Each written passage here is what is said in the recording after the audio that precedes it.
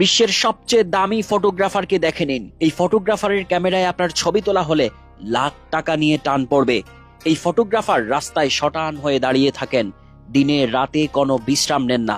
আপনার ছবি মুহূর্তেই তুলে আবার আপনার কাছে পাঠিয়ে দিতে এতই পারদর্শী তিনি, যা আপনি কল্পনাও করতে পারবেন না। যা বলছি একদম সত্য। এটি রাস্তায় দাঁড়িয়ে থাকা সাধারণ কোনো খুঁটি নয়, এটি বিশ্বের সবচেয়ে দামি ফটোগ্রাফার। সংযুক্ত আরব আমিরাত ফ্রেঞ্চ প্রযুক্তির এই স্পিড মিটার বা রাডার লাগিয়ে দিয়েছে সারা দেশ জুড়ে, রাস্তার মোড়ে মোড়ে, সিগনালে, হাইওয়েতে। দামি এই ফটোগ্রাফারের নাম স্পিড রাডার।